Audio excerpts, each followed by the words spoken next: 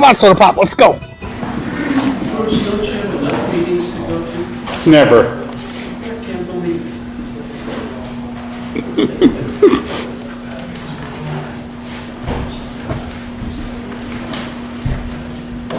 I think this is about your first. I've never known when these were at, where they were at, so I thought it was time I should join. They're always posted. I didn't know where to find it.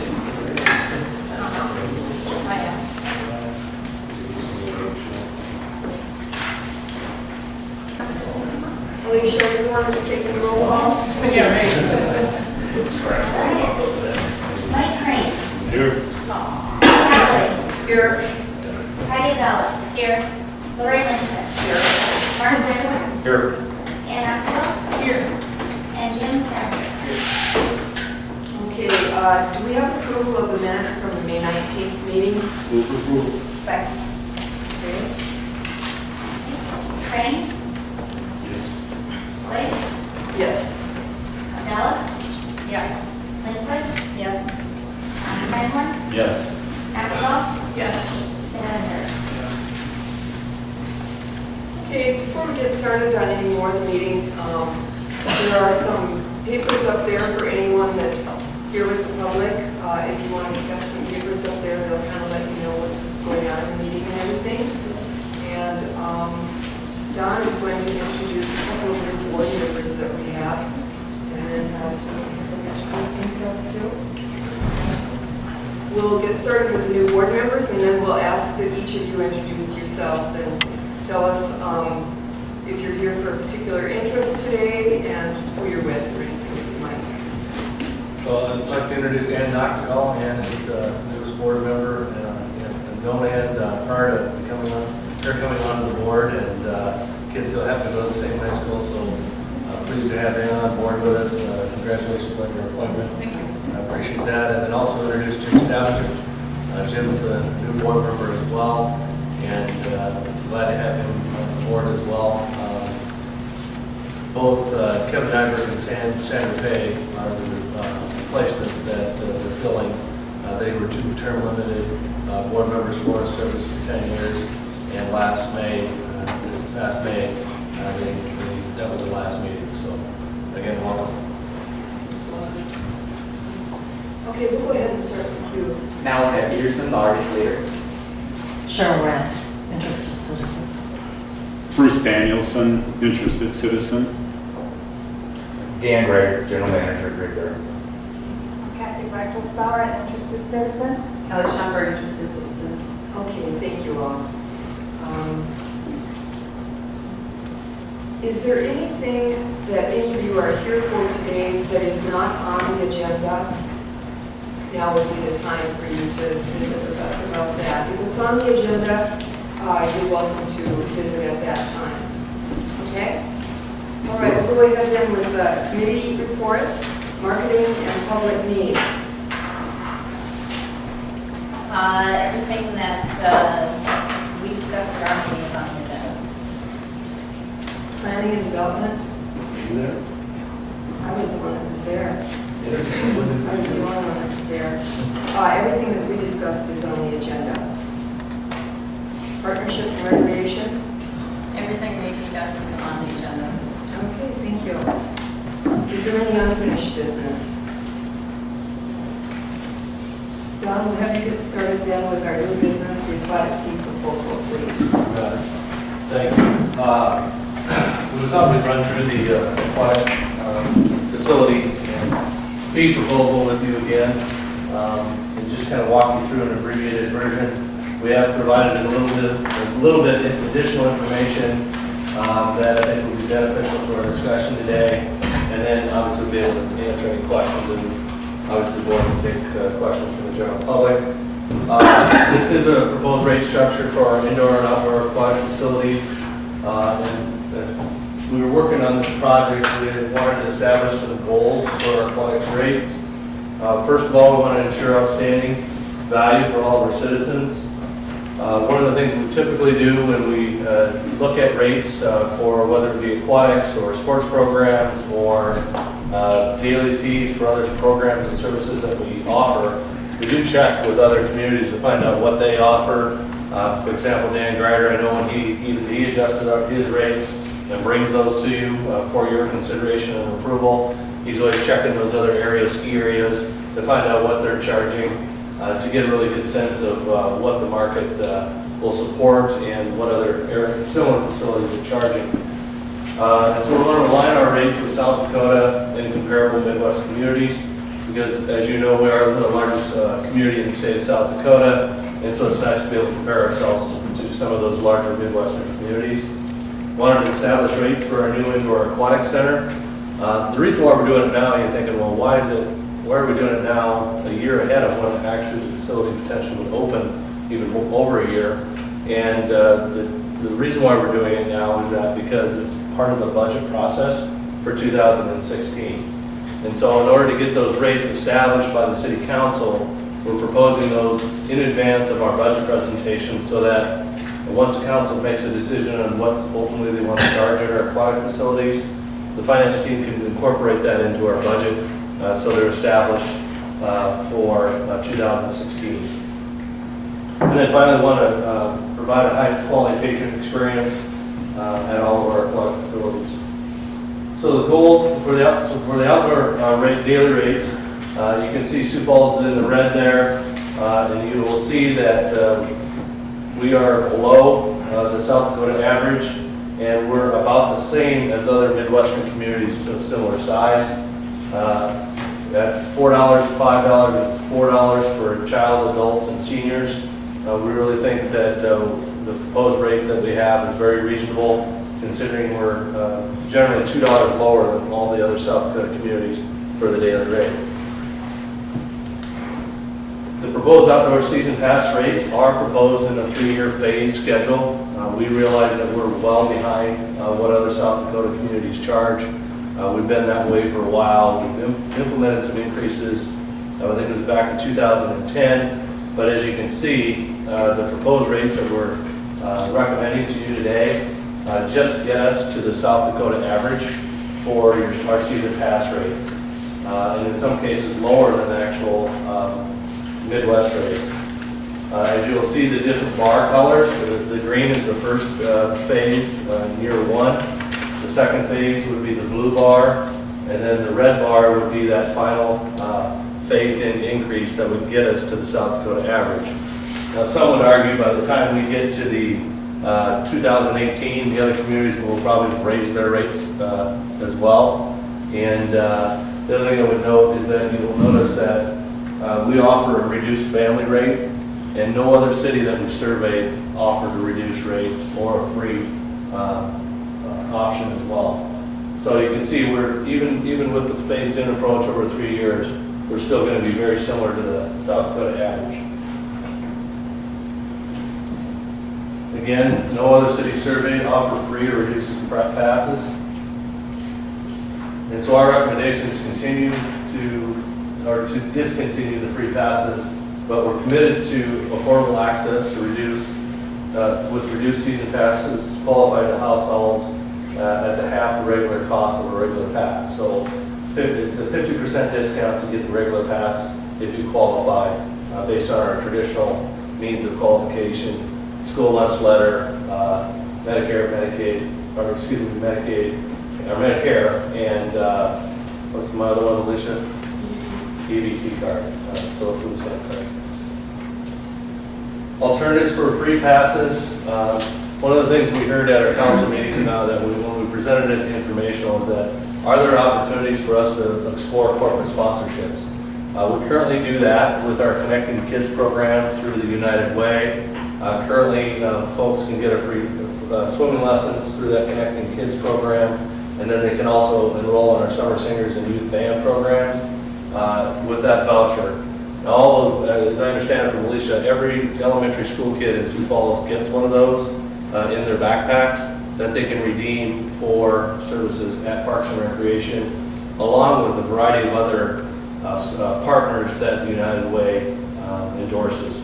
And so that is an option. Certainly could expand that. We have talked to the United Way, and there is an application process for that. in order to be able to receive those funds, but it is something that we certainly want to explore.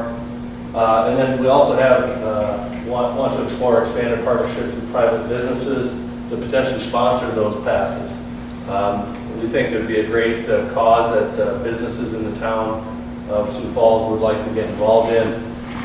You know, every time it seems like there's an opportunity for fundraising or a good cause, the Sioux Falls corporate business community really seems to step up. And so I think working together with the Park Board and the City Council, we'd be able to establish that alternative to the free passes. One of the questions we also heard from the council is that what does it cost to operate our facilities? In 2014, it was approximately $1.8 million to operate our facilities. And of that, about $470,000 was generated in user fees, or about 26% of the total cost of operating that facility. And so the general tax support is about $1.3 million. As proposed, during that first year, we anticipate that the user fees collected would generate about $721,000, or about 42% of the total cost of operating our outdoor pool facilities. And then at full implementation through 2018, that percentage of recapture rate would be at about 53% if we fully implemented the 3-year phase-in program. So on to the indoor aquatic center rates. As you can see from the previous presentations we provided, our proposed $5 per child, $6 for adults, and $5 for seniors for a daily rate admission to the indoor aquatic center really falls in between the South Dakota outdoor average and the Midwest indoor average on those communities that we've surveyed. And so we kind of fall right in between those two. The reason why we use the South Dakota outdoor average is that there aren't very good comparable indoor facilities to the one that we're building. So it really didn't have good comparables. So for illustration purposes, for reference purposes, we wanted to be able to share with you what this outdoor operators here in South Dakota charge. We also have 2 other options that we are offering to the community to be able to use our indoor aquatic center. One of them is a 10% savings punch pass off the regular rate. On the left are just examples of the different types of discounted punch passes and what you would actually pay. So the column in gray is the value that you would receive. The next column with the 10% discount is what you would actually pay. So if you bought a punch pass for $100, it would actually cost you $90. And so you get a 10% discount that you can use. It can be transferable among your family. You can bring grandma, you can bring cousins, aunts, uncles, neighbors. It's a fully transferable punch pass that you would be able to use just like a Visa debit card. And so we believe that gives great flexibility. You don't have to get locked into a contract. You don't have to really get committed to using that facility for the entire year. But if you want to, it's certainly an option for you. And then you just redeem that every time you use it at the indoor aquatic center. Another option, we thought, you know, there are going to be some folks out there that are going to be, and I'm going to use this 3 times a week. I'm going to go every week. And so we said, let's have an annual individual pass as well for those hardcore users. And so we like the idea of having that individual pass for the indoor aquatic center at $300 for an individual. And then the reduced rate, and you'll see it all across that, is that the reduced rate is 50% of the face value of all those different types of passes and the different denominations. So, for example, if you wanted a $50 punch pass, you would pay $25 if you met those criteria that Alicia and I were just referencing. So we thought it'd be interesting to also say, okay, let's compare our rates to what other local aquatic facility operators charge on an individual monthly rate. As you can see, based on the reduced rate, using the pass system, you would pay $13 to use the facility on a monthly basis. If you paid the regular rate, it would be $25. And then as you can see, the other facilities that are available here in town for indoor options range anywhere from $30 a month on up to $72 a month. And so we just wanted to be able to compare and contrast that compared to what we're proposing to charge, both at the reduced rate and the regular rate with other aquatic facility providers. Then we thought, recreational swimming is an activity that's popular. We said, okay, what does it cost for a family of 5 based on our proposed rate structure? And at the reduced rate for a family of 5, they can go for $14 for 5 family members. For an indoor aquatic center regular rate, it would be $24. And then as you can see, some of the other options that we've got here for your entertainment dollar, the Sertoma Butterfly House, the Great Plains Zoo, the movie theater, the Washington Pavilion, and Great Bear for one as well. You can see that the proposed rates that we have there are significantly lower than all those other options, and several of which the city also supports as well. So you can see even at $14 and $24, it's pretty cheap entertainment. So the goals for our aquatic rates were to ensure outstanding value for all citizens, align our outdoor rates with other South Dakota and comparable Midwest communities. We wanted to establish rates for a new indoor aquatic center. We wanted to provide a high-quality patron experience. And most importantly, we want it to be safe, we want it to be affordable, we want it to be accessible, and most importantly, be fun for everybody to enjoy. So with that, we'll go through the timeline a little bit with you. As you know, we've been through all 3 committees of the Parks and Recreation Board and reviewed these proposed fees in detail. We did meet with council leadership to brief them on it as well. We did go to the council informational last Tuesday and presented this information in more detail. This is a more summarized version. We are before you today at your park board meeting seeking your recommendation to the city council and the mayor. And then tonight we also have the first reading of the ordinance that would establish these rates. And then there's about a 3-week time period in between there where we'll come back to the city council on July 2nd where they will consider the second reading and take action on the proposed ordinance. So with that, I'm glad to answer any questions of the board about the proposed rates. Is it the intent to consider both the indoor and the outdoor rates as one vote? The ordinance, my thought is that the ordinance is the ordinance, and so the thought would be that it would be approved as one action, but I think we're open to, there are things that you wanted to talk about or discuss further. We can maybe determine whether it's what the best approach would be. But right now, it's one ordinance in its entirety.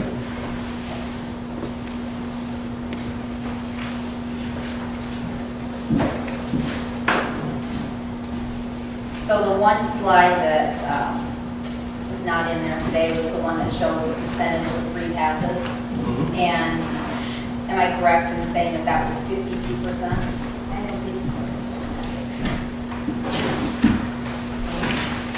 think that's right. And that's free, not free and reduced. That's just free. Because then I had asked for information regarding how many reduced income family passes that we had. And then your response to me, Alicia, was that last year we had reduced income family passes of $21.91, free family passes of $620, and regular of $2,047, which that doesn't, math doesn't It was work out. $620 for the reduced, $620 for the reduced, okay. and $21.91. Okay, so that was to misspoke in the minutes. Okay, so the number of reduced family passes then was 620. Correct. And were you able to look up how many households have over 5 members? We are still trying to work through our system to find that out. With our rec truck system, it's a little robust, and so we've been working with their individuals from the rec truck company to find out how we can run that report. And so that's going to take us a little while to be able to find that out for sure. Likewise, in the reports, can you determine, like you say, 52% of the pass holders or free passengers? Can you determine of those who use the pool, what percentage actually use the pool that were free passes? We're actually in the process of getting that data. We were able to pull it for 1 day. Now we're working on getting it for the entire year. And so we are in the process of getting that through the Vermont systems. And just based on your knowledge of the pool system, would you say that it's approximately that 50% number that's users, or is it higher, lower? You know, I would like to wait to give you that number because I don't want to base it on 1 day of data that I have. And so, because that would just be a random day. And so I'll be able to speak to that once we get those reports for additional days. So 2191, that's a family house. So we're talking 2,191 families. and That was obtained through Park through and Rec Parks or and through, Recreation. was it through the United, could it have been through the United Way? Not at this time. So my question is on this report that was in our packets, the May 2015 aquatic summary. Do you know which one? You have it in front of you. Do you know which one I'm referring to? All right. So you've got year-to-date totals for free passes dispersed. May 2014, May 2015. Is that 1248 number and 742 number, are those are truly year-to-date for March, April, and May, or is that just May? So year to date for the family, for 2014, it would have been, well, for this year it would be 1,063 for regular family passes that we've sold up to this point. Okay, Yeah. 1,063, because we don't have that number on here regularly, dollar amounts, not pass numbers. I had Jean redo the sheet for you, Okay. because she didn't have that on there. And so I'll pass it out to you. Also, where it says, although the pre-season swim passes issued this year has slightly increased, it actually hasn't increased, it's really decreased, hasn't it? Based on this information, the number of season swim passes being sold at regular Well- price has, she said, increased, but according to these numbers, the way they're presented, it was a decrease. Okay, so for March 2014 to 2015, we did have an increase of free family passes that were redeemed, An increase of what? 37. Right, okay, And then in April, we had an increase of 11. right. And then in May, we had an increase, or a decrease of 777 so far. Now, keep in mind that that's just through May. We don't have June numbers yet. And So so, that's a summation of year to date. right, So I'm saying, it's the 1248 that was May 2014, and the 742 that's May 2015. Are those year-to-date numbers? Year-to-date numbers. So the numbers. number's going to drop. it's going to continue to grow. What I will tell you is, last year, in May, right before we opened, we had an influx of people coming in to buy, or to purchase, to obtain their free passes. This year, with the weather being the way it was, we have had a slower grouping of people coming in, just because it hasn't been warm. Last year, we had a really, really hot May. This year, we've been closed a lot of May. And so people getting their passes is a little bit slower for the free currently. Okay. So as you've considered your rate increases, have you done any projecting on what that's going to do to usage? Well, currently what we've, seen this year so far is that, I guess with our rates and with Stillwater being closed this year, we have 20,000 other people that are dispersed that we need to put somewhere else that were originally going to Stillwater. And so we've had some days where we've reached capacity. We had our first day this year where it was really, really warm and 5 pools reached capacity for multiple hours. I will tell you that in our history is unheard of. We typically don't have multiple pools that reach capacity for multiple hours. Usually it's an hour or 2, and it's usually terrace or drape. But having 5 that reach that level for that long is not historically what we've seen. For my benefit, what happens when we're at capacity? Do you shut off We do new people coming in, or do you just? one in, one out. So, I'm not so concerned about pool usage. I understand you've got a capacity issue that you have to manage, but as we've raised rates, we start pricing people out of the market. And that's going to affect your overall universe of people that will be coming to pools. Have you done any projections on what we're actually going to accomplish? I guess for us, us, it's hard to project that number to know who is going to still buy a pass and who is not going to buy a pass. The other thing that we do though is that, and I think a good indicator too, Mike, is a good question, is that we've had strong intent as part of implementing the free and reduced. And so, I don't know, I'd have to go back and look, probably 10 years back, probably to really find what kind of usage we had, but I remember correctly we did. But then what was the rate 10 years ago too? What was the daily rate or the pass rate? But I can tell you that information. Yeah. So in 2006, for instance, we sold almost 2,900 season passes at regular rate, which was what? 2016, in 2006, the regular rate was,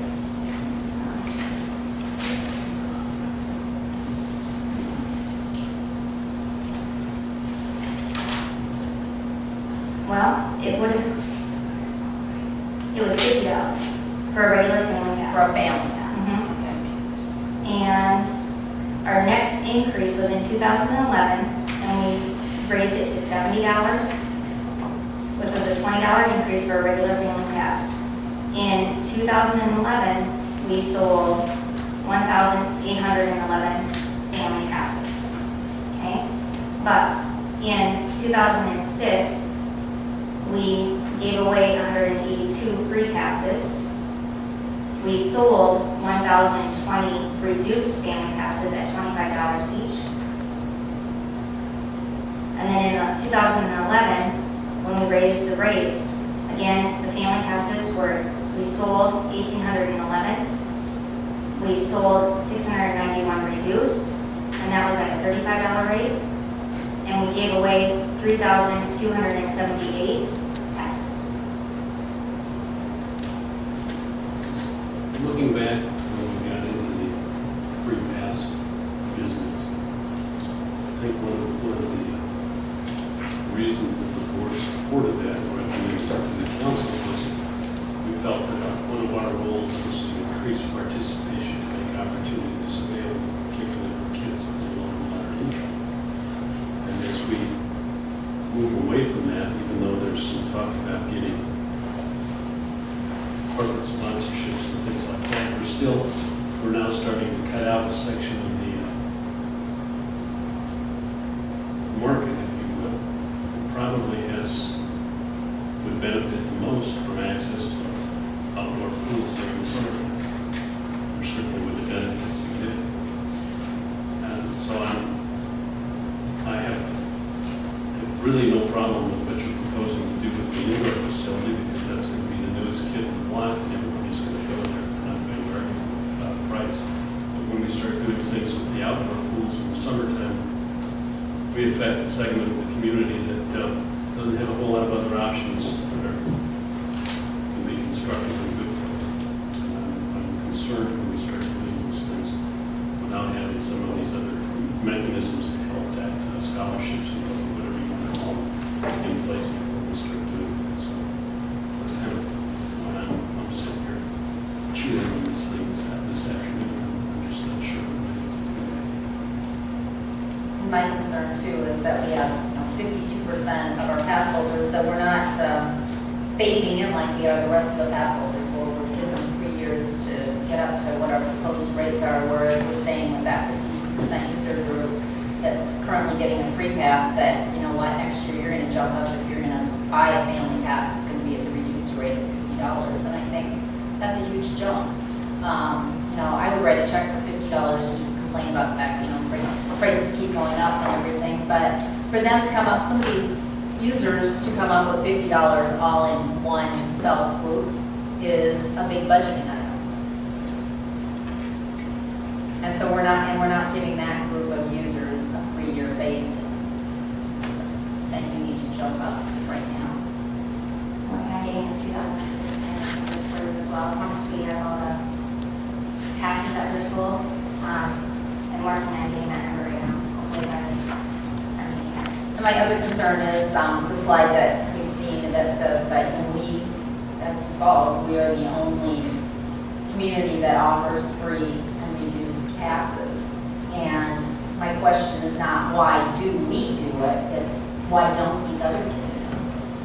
And I think it's part of our civic responsibility, like Mike said, that when we decided to offer the free passes as, to our community as an option, however many years ago it was with the idea that we wanted to provide open access to our public pools.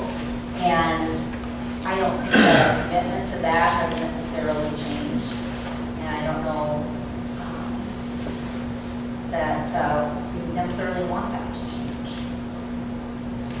And I like the idea of corporate participation, but is that our best use of corporate participation dollars? Or would that maybe better be spent at some point with new indoor facility, having some corporation, for instance, I drove past the zoo a couple weeks ago and they had a sign out, I won't mention what the business was, but it was that business's day, and it was $2 off the admission price to the zoo that day because they were sponsoring it.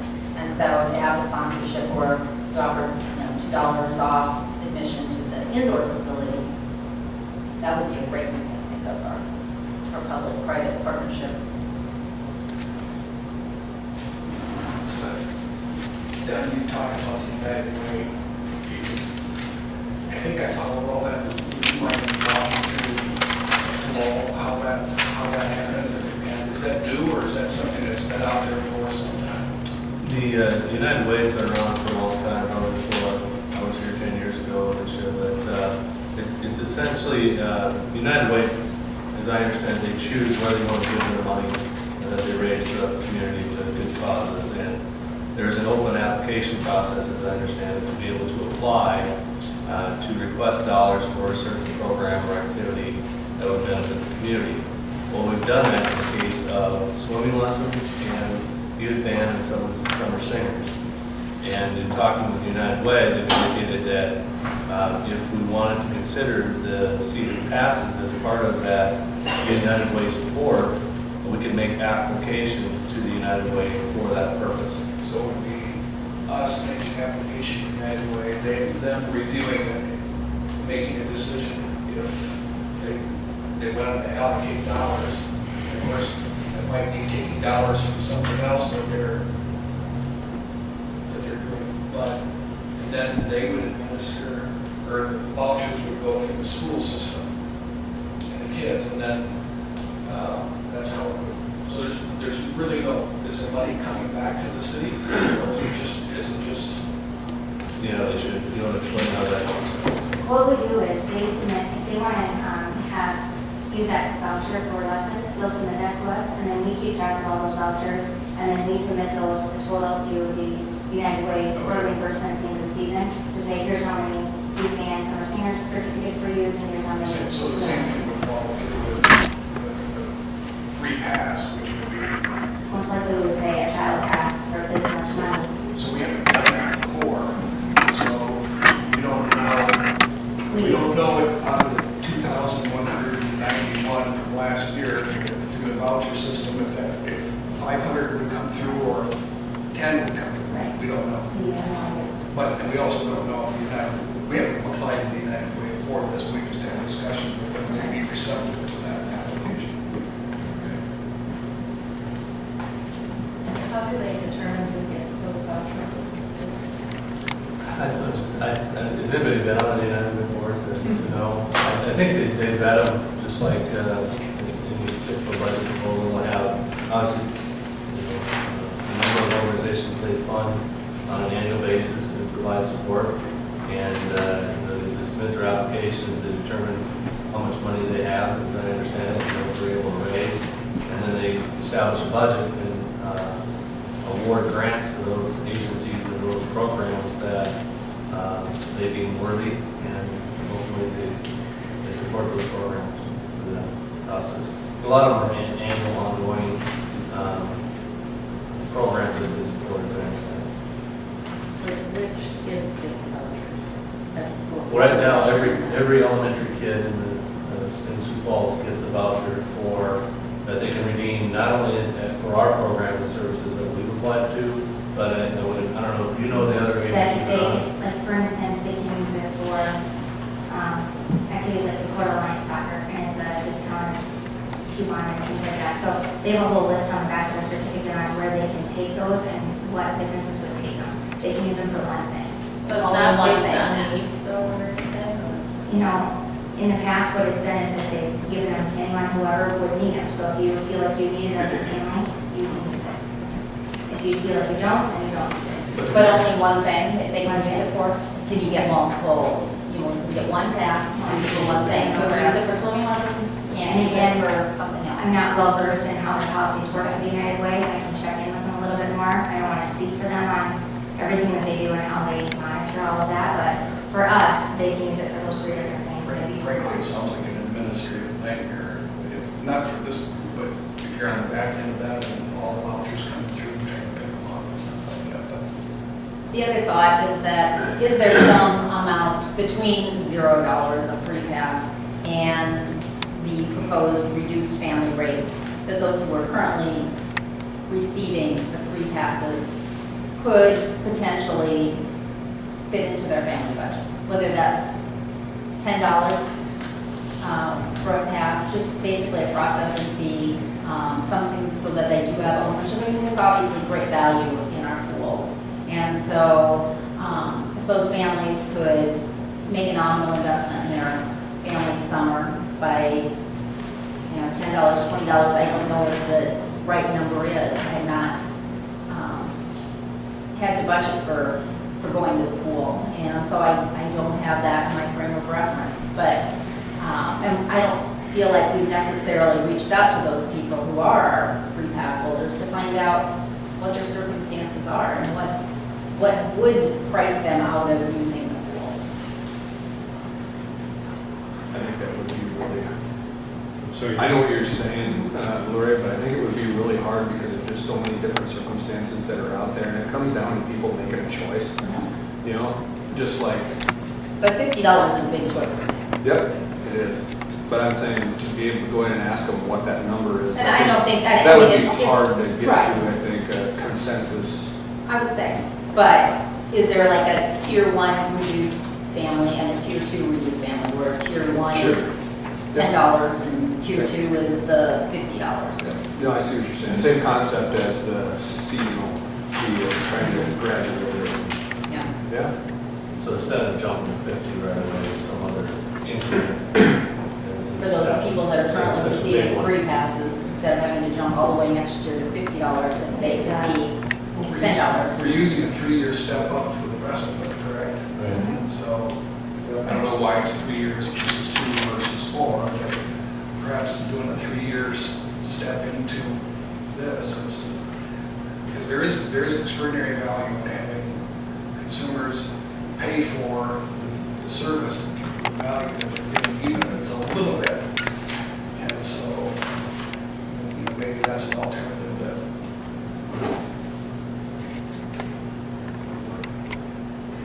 I think that corporate sponsorship is a nice idea too, and especially if we can tier those passes in, the free passes to a, 3-year tier. But our family was up in Mitchell last summer at a tennis tournament, and right next door is the pool, and the kids went over to go swimming, and we were all ready to pay for it.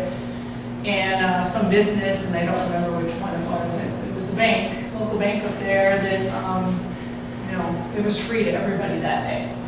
So, I don't know what kind of research has been done on that, but I think, everybody knows this is a very giving community. Businesses are very involved in the community, so, maybe there's some more research on that. And at different pools, because I think a lot of these people, these are their neighborhood pools too, if they go to a certain pool. So.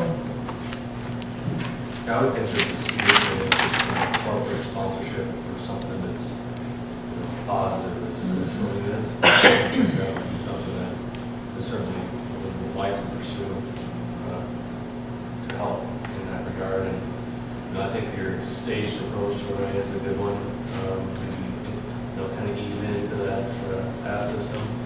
Might be something that consider too. Might soften that a little bit too.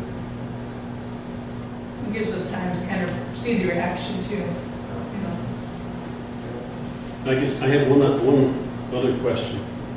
Deals with the actual ordinance itself. I thought Lorraine was going there when she was asking some questions. I lost my train of thought. That's okay. That's okay. Your definition of family appears to be defined when we get to the fees for a season pass for a family. So the definition, you don't set a number, and the fee up to 5 members should establish what a family is. What happens to if I've got 4 kids?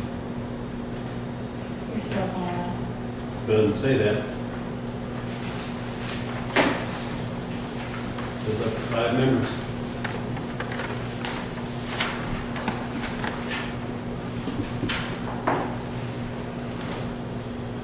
Just all I'm saying is make them consistent so we don't have to deal with that sort of stuff when you're trying to administer your fee structure.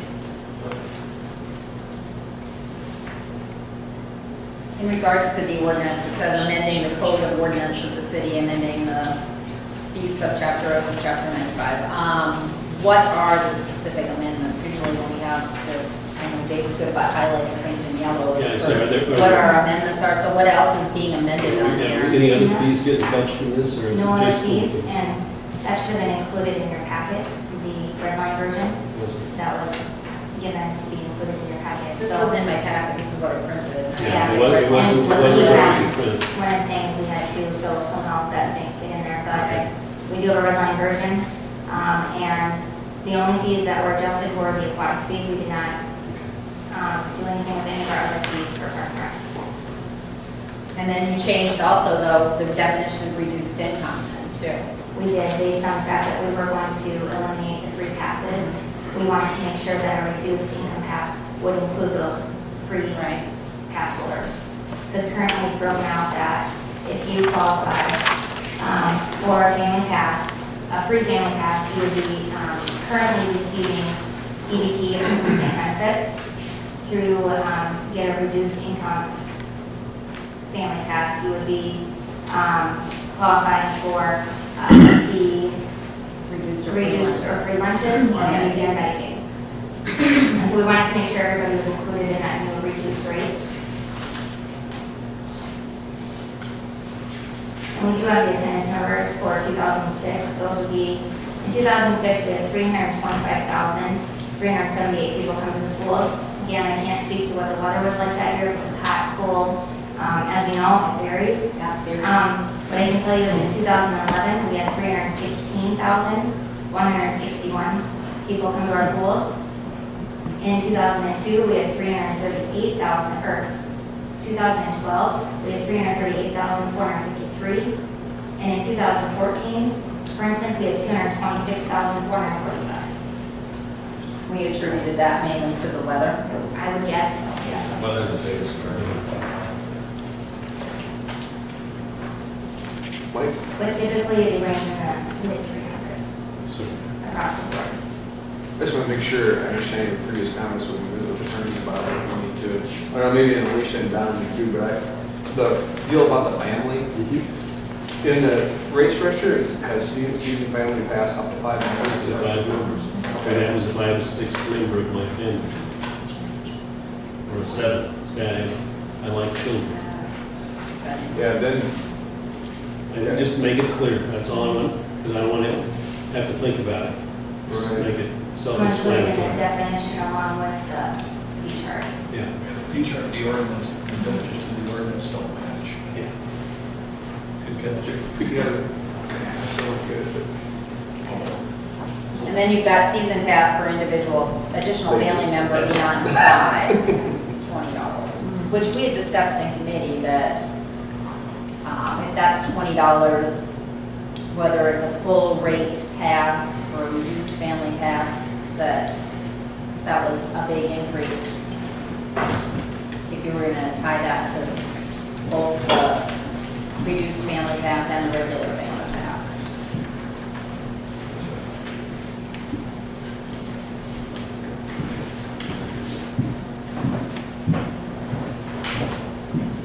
And do you have a recommendation for what you would recommend that we charge? Well, I would say since reduced family passes are half what the regular is, that the additional family member should also be half, but that should be 10 instead of 20.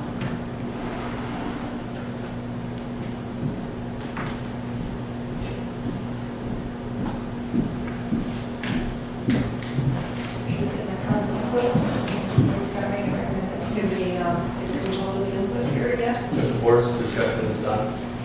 Yeah, that's great. Before you start making recommendations and changing things, it would be nice if we get this a good time. Yes. Okay. I'm Kathy Brechtelspauer, a citizen of the community, and thank you for listening to the public on this, Joe, because we care a lot about this. I want to ask several things. One is there was a point made about whether you could separate out the discussion on indoor versus the outdoor, and I would like to agree with that because I think the community has been greatly involved in the idea about the new indoor pool, and I think it would be good to have a chance for the community to have some more discussion about the indoor before you separate. So I'm suggesting that let's make it a separate ordinance or whatever you call it. Also, I want to mention a little history on this because all of you are new to the park board since 2006. And I'm going to pass around this picture because it was in 2006 that a bunch of children, and they're in this picture with their parents, younger siblings, and drivers. A bunch of children came to the park board that day, it was meeting at the Butterfly House, and they asked the board for a free swim for all the children in the city. And they didn't get everything they wanted, but the compromise was that free passes would be accessible to low-income people in our city. And that made the huge jump that you saw between 2005 and 2006 because that was worked out in response to all these children. So what they told the board, and I was so impressed with this, they were like 4th and 5th graders generally. And they said most of us can go to the pools, but we have friends. Each one of us has friends that sometimes can't find $1. That was the day 8th grade at bedtime to go swimming for that day. Our friends can't always find $1 to go swimming with us. And so they were concerned, and that's why they said, why don't we just let everybody, all the children, just swim for free? And so it was a wonderful response, and I think the children of our city have had just a wonderful benefit over these years since that change was made, that it was so accessible, that the parents could just go down there and sign up with their letters and their food stamps. And I know one of you mentioned that circumstances are all different in these families, but the ones that have the free passes do have one thing in common. They all are on food stamps. And if you've tried to live on food stamps, feed your family on that lately, you know you don't have extra money. You don't even have enough money to get the other food that you need when your food stamps run out during the month. And that's something that they have in common.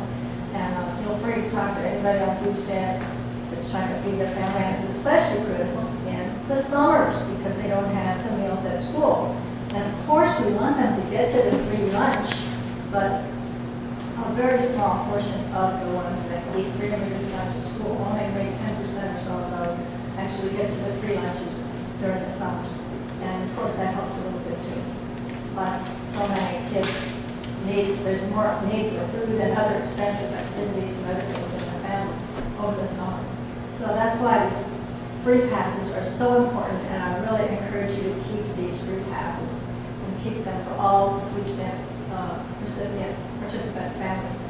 You can just come and apply without having to go to some scholarship program or apply. Low-income people are always applying for this, applying for that, they need a scholarship for this and stuff like that. And some of the parents can pull it off, a lot of them don't, and a lot of children miss out on different things. So I want to encourage you that, and I wanted to tell you that history about the children coming and how wonderful that has been for our city. So I want to mention that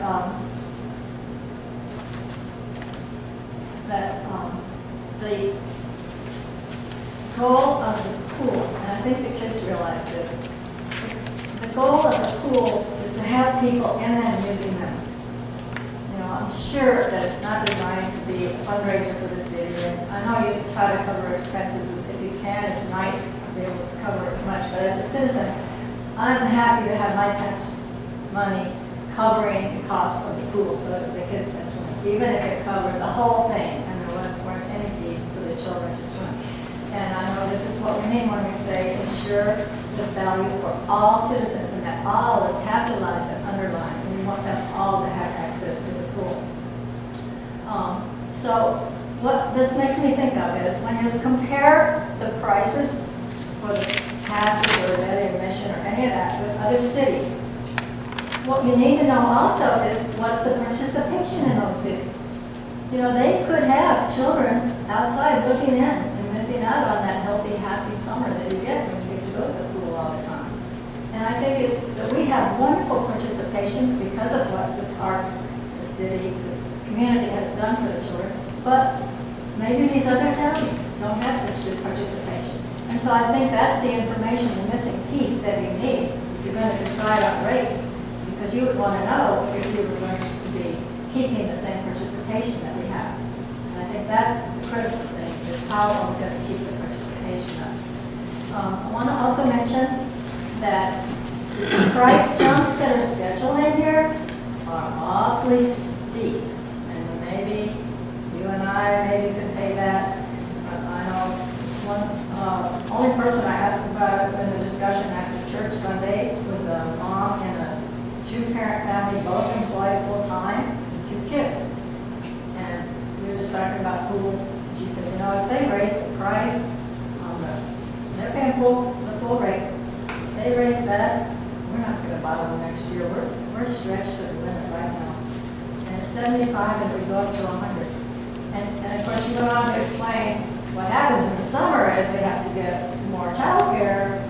120 a week for one kid and 100 for the other kid, and that's the cheapest they can find, so it's just a lot more expensive. Even at the full price rate, families are stretched in our city, so I suggest making those jumps. If you have to make a jump, of course I prefer just let all the kids swim for free, and you wouldn't have to be worried about jumps at all, but if you have to charge, it shouldn't be quite such a steep price for the full price pass, even for the reduced price pass. Also, I want to mention, I'm glad someone brought up the 5-person limit, because I think that's discriminatory against the larger families, and I think that you should just stick with family, because especially for the free and reduced, you'd know, because that's how many families are in the Medicare cards or on the food stamp list, and why can't all the other families go with just the whole family, just like the free ones do? Just let it be whoever's in your household, and of course the 2 adults and whatever kids you have in your family. And then I just want to say one more thing about value, because I think sometimes we hear this, if you don't pay for something, you don't value it. But as a citizen, I want you to know that I and thousands of other people in Sioux Falls truly value the parks that we have in the city, and appreciate your work to help keep those so wonderful and so accessible. And we value those, even though we don't pay something every time we go in the park. We appreciate the libraries. We really do value them, even though we don't pay each time we go in them. We appreciate, well, I wanted to mention about the parks, the plays in the parks and the concerts in the parks. They're just wonderful value, and we appreciate them. We value very much our municipal band. It's a wonderful thing. And we value our streets. We value the snow removal truck that comes by. We value that even though we don't go out and pay them when it comes by. We value the bike trail. There are very many things that we value. We don't have to have a little fee on it each time. So the idea that you have to pay for something in order to value it, I think let's just put that argument away, because I think that's not true. And I appreciate very much your listening to the public on this and considering sending a recommendation to the city council that's different from what this proposal is. You can change it or however you do it, or reject it, or ask them to go back to the drawing board, or somehow express your views to the city council that you looked at this and you consider that it doesn't have to be just like this proposal. Thank you for listening. Thank you, Kathy.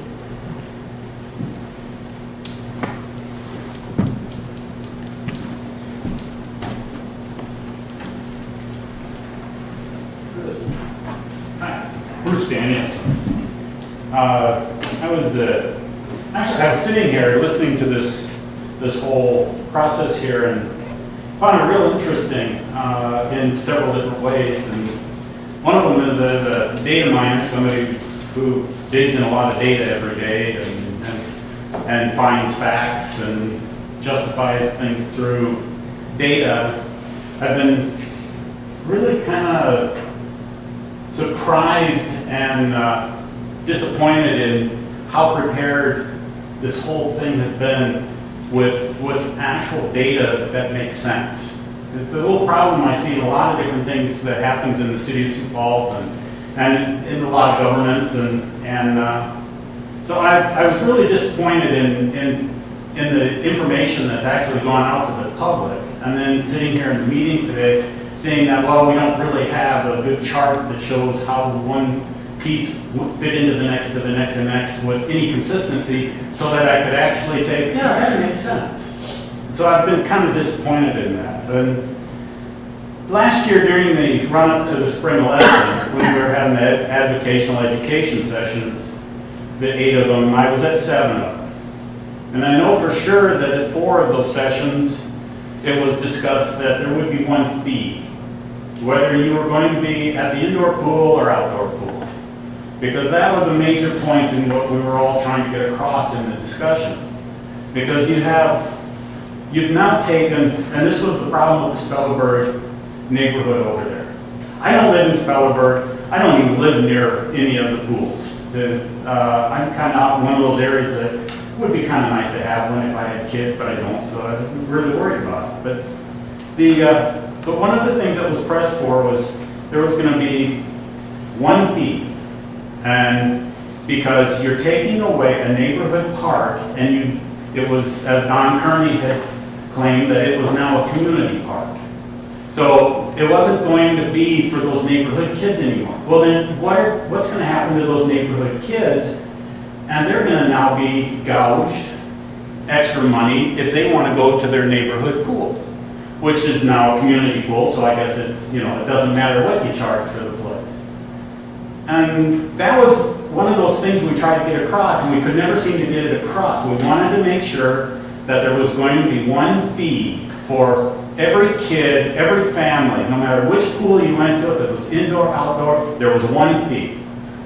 And now I'm saying we're going to have a two-tiered system. If you are wealthy enough, or you have your child in a swimming program, or if you're a member of a swimming team, or you're going to be able to use this facility because now you're going to have some kind of a special deal, I guess, to get into it, or somehow it's going to be worked out. And now we've set up a two-tier system. Well, if you live in Whittier, you can't afford to go to the indoor pool, and that's just wrong.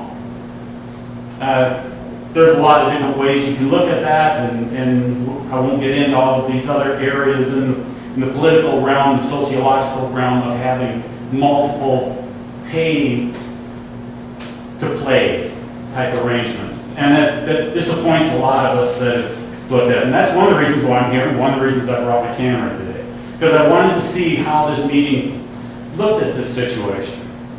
One of the other things that we were promised was that we were going to have the 3-month programs. So let's say we're going to retain the 3-month program of the kids being able to get a $15 pass to do the 90 days or 3 months. In the summer, it didn't matter if it was indoor or outdoor pool. They could go to the pool no matter what.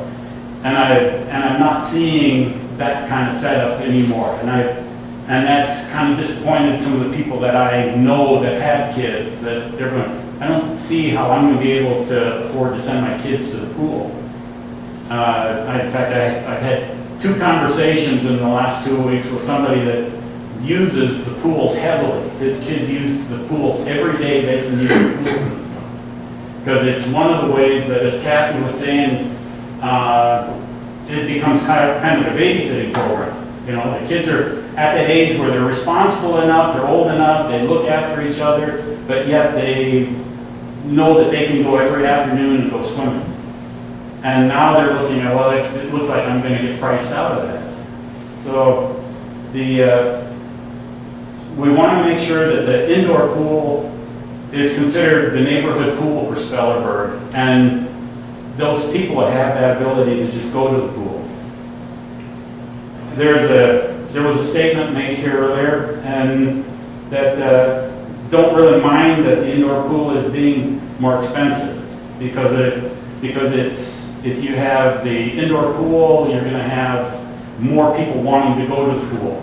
Well, what's wrong with that?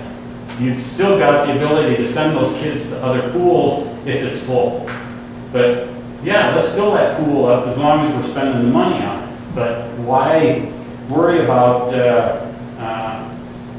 trying to make everything back on that pool the way it is? We already know that it's costing us a fortune to build it.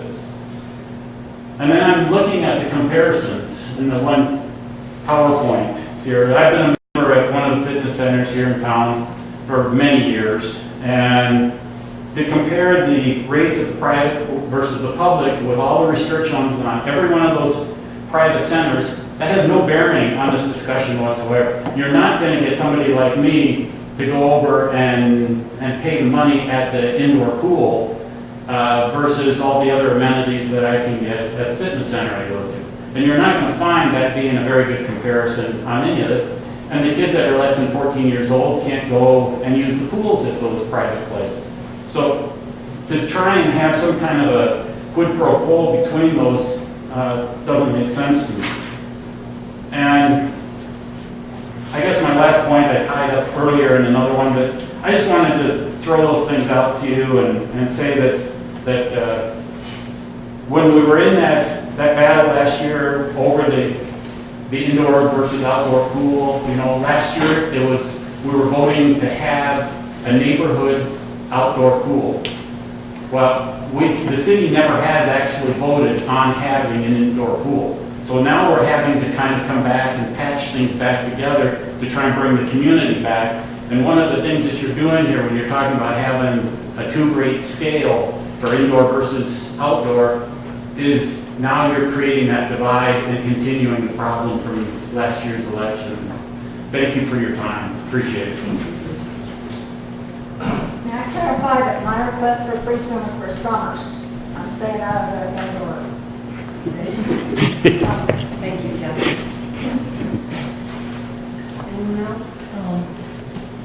I'm an advocate for continuing free passes. And the reason that I say this is I work with kids who are on free and reduced lunches every day. And I'm speaking as a private individual, not on behalf of my employer. But these are families. In my particular building, we have 2 programs. And one of the programs has 100% free. And these are families that do not have discretionary income. I watch kids come to school on Mondays, and many of them, they literally almost lick their plates. They're that hungry. They do not have extra money to go to the zoo, to the butterfly house, to the swimming pool. But because you have supported free passes over the years, that has provided a summer for these kids. And I cannot visualize looking any one of those children in the eye and saying, you no longer can go swimming in the summer. It has nothing to do with those children.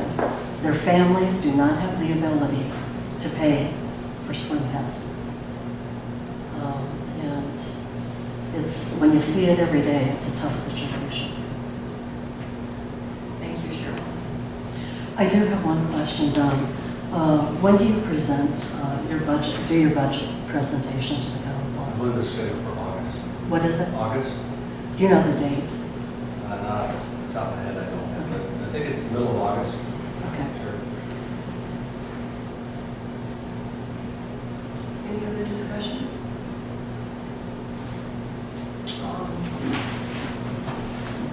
Are we ready to vote on it as it is? We don't have a motion yet.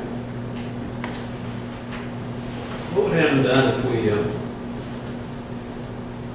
split them, did took action perhaps on the indoor and deferred the outdoor for a while so that you can respond to some of the questions and issues that have been raised here. Does that mess up your presentation to the council significantly at this point, since there's going to be 3 weeks between first reading and final, so we can all get back together again and ratify it and have to?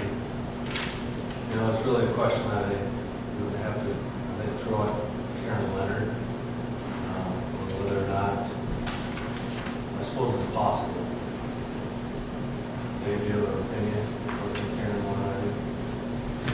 Well, I know it would have to be done before it went to the council, I'm pretty sure.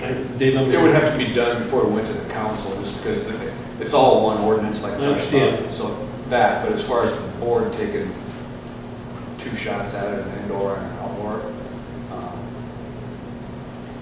yeah, I don't know. Yeah, because I would think you would want to go tonight and say there was extensive discussion and there maybe was a comfort level with the indoor, but there are still some questions to be resolved in the outdoor as we go through the first reading. Rather than not have anything to take to the council in terms of a board position. And somebody's going to answer. Mike, are you suggesting that the board would take action on indoor fees tonight and then have a special meeting prior to the second reading on the 7th for the outdoor? That's kind of where I'm at. I don't know, I I'm can't only speak for the rest comfortable of the with board. the indoor rates because we're only setting them for 3 months, and we know that those rates are going to be tweaked many times over our first couple of years of operation. We don't have a handle on what our operating costs are going to be, and so using the benchmarks that have been set by other facilities in the region is a good starting place for us for those first 3 months of operation. If we were looking at maybe a full year, I would struggle with that too, but I would feel like I was comfortable moving ahead to approve the indoor rates and defer the outdoor rates until a special meeting. And, you know, I think that's possible. As it relates to the indoor rates, it seems like there's a comfort level there. As far as the outdoor rates, can you tell me what the outstanding questions are? Just kind of recap those for me. I just wondered whether some of that information is going to be accessible. What the usership percentage is of those free pass holders, 52% free pass holders. We know that that those 52% are out there, but what percentage of our actual pool usage is done by those free pass holders? Is that close to that 50%? Is that, is it higher or lower? And I don't feel comfortable eliminating the free passes without some alternative there, whether that be that it's something that we have United Way or corporate sponsorships Or phase in. phase in, but I am not comfortable jumping those free pass people up to $50 each year. I need to see an alternative. Like Cheryl, I can't think about some child who, one of the highlights of their summer is going to the pool and swimming, and next year, when they're looking forward to that, the parents saying, no, sorry, I didn't buy you a pass this year, we couldn't afford that.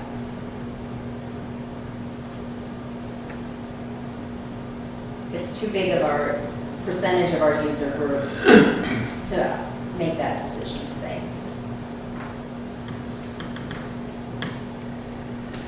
You know, you've stated your goal, 3 goals as safety, affordability, and accessibility. How are you going to make that indoor pool accessible to that 52%? There is no reason why they should be cut out of usage on the indoor pool. I mean, these people are all taxpayers also. They are helping pay for this pool, even though they are low income. And you are cutting out their access to the indoor pool. And we're talking about 52%.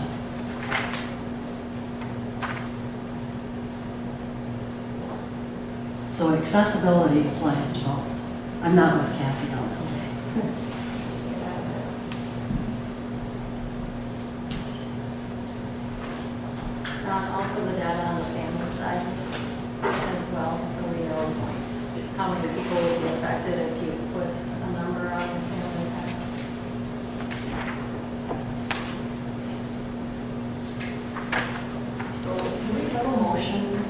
purposes of discussion, I will move that we approve the rate structure that has been presented for the indoor facility, or we recommend approval, since that's all we're doing to the city council, and that we defer action on the fee structure for the outdoor pools until such time as we can have the questions that were asked here responded to by staff, and if that requires a special meeting in order to fall within the time constraints that staff has. So it's long, but that is my motion. Okay, is there a second? Was your motion that you're supporting an indoor? Yes.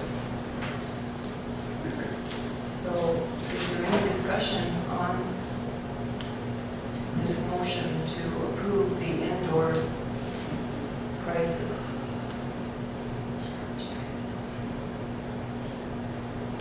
Okay, well, let's go ahead and take a vote. Is part of your motion, Mike, that was also for the outdoor as well, or did you get that? To defer the outdoor Yes. until we have some further feedback from staff in response to the questions that have been raised. For clarification, Mike, just to make sure that I understand that the idea that we would like to get a recommendation back to the city council on the outdoor by July 2nd. Yes, so that we stay within your time constraints. So if that means that we have to figure out a special meeting, I'll jot you my schedule.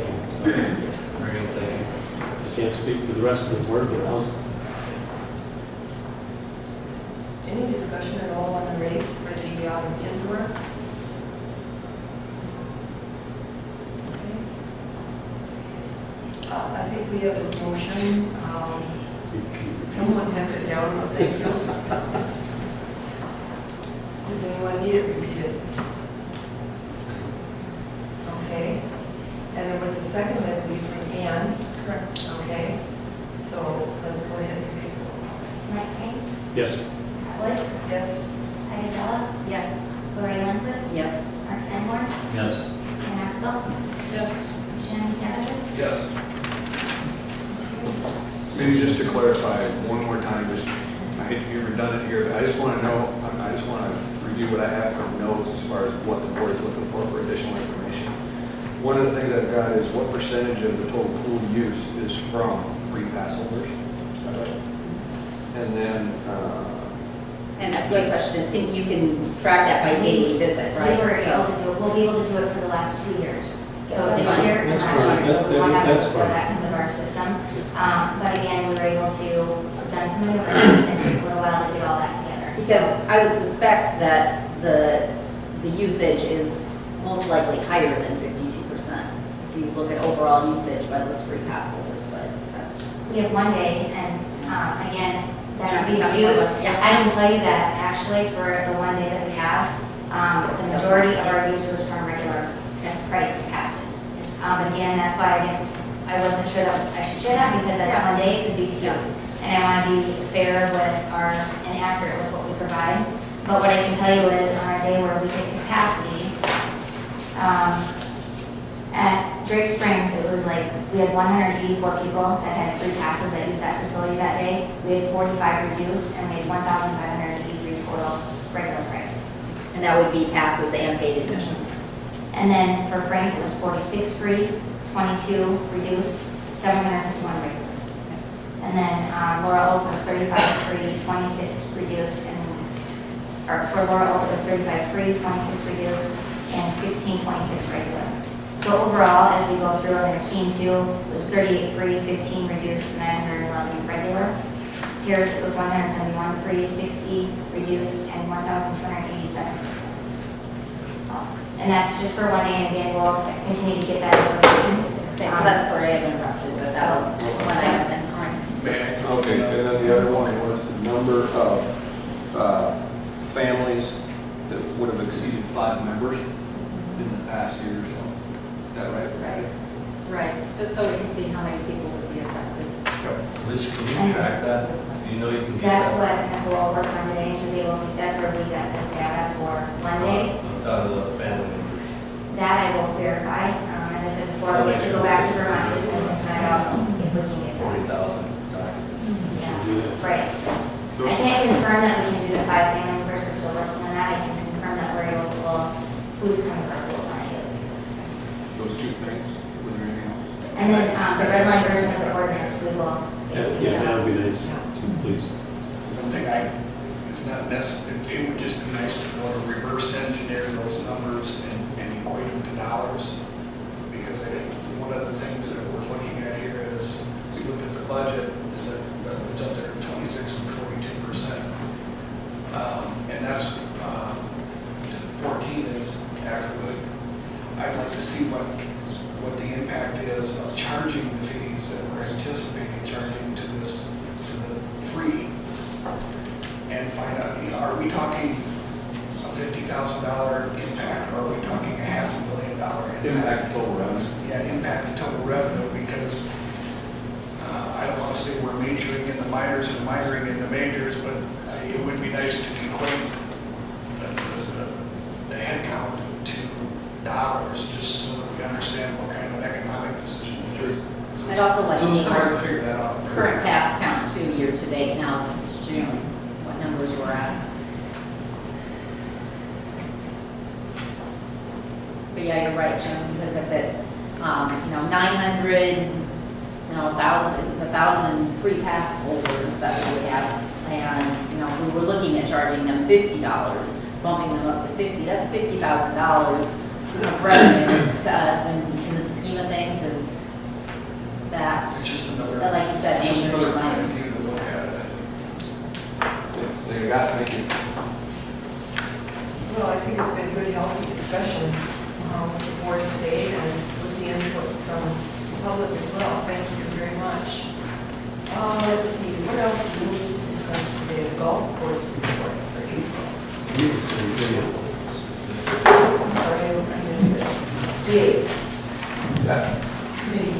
Yep, thank you. With Kevin and Sandra being done on the board and having 2 new board members, we have to reset our committees. I think if you're looking at the bylaws, it's probably going to be easiest just to do that with a new slate and have the board take action on it, if you will. We talked about it in each of the subcommittees. I think what we sent out was what everybody was comfortable with. If not, you can certainly do as you please, but the slate as presented and as we talked about is in front of you there, so. Move to approve. Second. Second, let's go ahead and vote on that. Night Train? Aye. Wood? Yes. Heidi Bella? Yes. Lori Lindquist? Yes. Mark Sanborn? Yes. Anna Knapsack? Yes. And Jim Scavenger. Yes. Okay, report from you, please. Yeah, thank you. Tori and Mike Patton have been very busy out working on construction projects. Just to give you a little update, we are in the process of refinishing the courts in the park. So those are going really well. By the end of this week, those courts will be fully resurfaced and quick start lines on those to accommodate youth play. We are working on new courts at Laurel Oaks. We imagine that those will be done towards the end of this month, first part of next month. We are working on play courts on Beetle Greenway. Remember, we had 5 parks we were identified to work on. They're supposed to start on June 19th. And then we also have playgrounds being replaced at Lacey, Bryant, Tower, and Beetle Greenway as well. We're going to start removing those on June 29th, the old structures. And, the contractors will follow behind pouring the bases for the playground structures themselves and really trying to knock off one of those playgrounds each week. The other thing as part of that too is that we have picnic shelters that we're replacing them as part of that. And those were at Lacey, Beetle, Greenway, and Tower Parks. So just a heads up, you'll see a lot of construction happening. And I'd also mention that the Southern Vistas Park, adjacent to Huetherville Elementary, is also under construction as we speak too. Just a little bit more information. You've probably seen the indoor aquatic center come out of the ground. That work is kind of exciting to see. They are pouring the foundations on the north wall. The critical path on the construction of that facility is the a mezzanine level construction because of the crane required to be able to set that precast concrete. And so that's what you see being constructed, the masons on site. There's actually a couple retaining walls that have already been installed on the north side, the south side of the parking lot, and on the west side of the parking lot as well. And so construction's going really good, and we're excited about the progress the contractors are making out there. So I don't have any other comments or questions as far as the director's report goes, and be happy to answer your questions you guys might have. We got everything bid for the pool. Today was the last day for the final bids to come in on the bid packages, and so I haven't heard how those have turned out yet, but there's about a 2 or 3 week process where they go through and make sure the contractor's got everything in his bid, make sure he's not forgotten something, so to speak. So, but yeah, they will be completely bid out of that.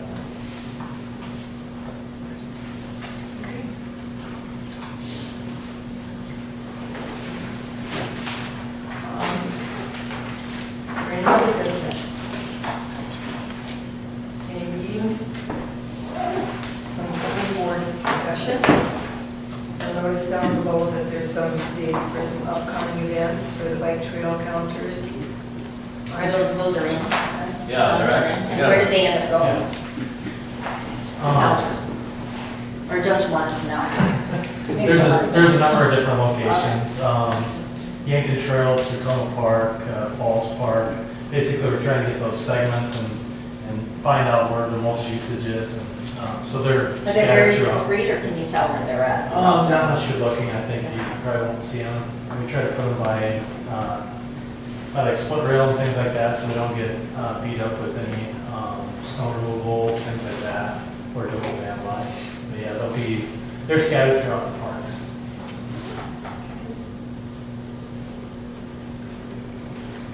Okay, well, the meeting is adjourned then. Come on, Soda Pop, let's go. Come on, let's go. Come on.